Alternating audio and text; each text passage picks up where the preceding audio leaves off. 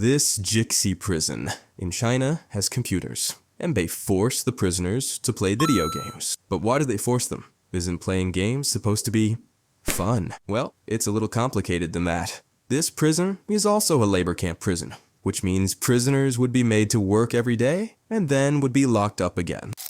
A prisoner of this prison, Liu Dali, who was released after serving his 3-year sentence, said that he would slug through tough days breaking rocks and digging trenches in the open-cast coal mines of northeast China, and by night he would slay demons, battle goblins, and cast spells. The prisoners would do manual labor for about 7 to 8 hours every day, and were forced to play games from 10 to 12 hours each day. This was extremely brutal, as the prisoners didn't get much time to rest. But why did the prison guards go to such lengths to make the prisoners play games? Even risking their jobs, none of this is legal, even in China. Well, as you guessed, it's all for money.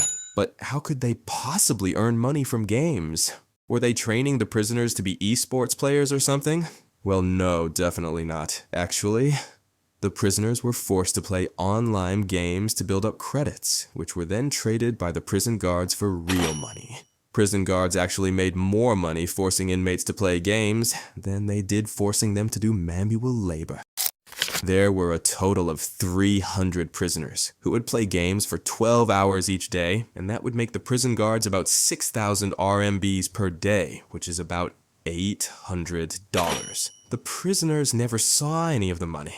But we don't care, right? They were prisoners for a reason, and they probably deserved it. Well, most of them didn't even have that big of a crime. Like Liu Dali was charged with illegal petition, which isn't that much of a crime to deserve such punishment. And making the prisoners do that much work without so much of a rest is simply brutal and inhumane. Liu Dali also said that he carved chopsticks and toothpicks out of planks of wood until his hands were raw. But still, the most surreal part for him was the forced online gaming, and that's because if the prisoners couldn't complete their work quota, they would be punished. The prisoners were made to stand with their arms raised in the air for hours, and when they returned to their dormitories, they would be beaten with plastic pipes till they could barely see.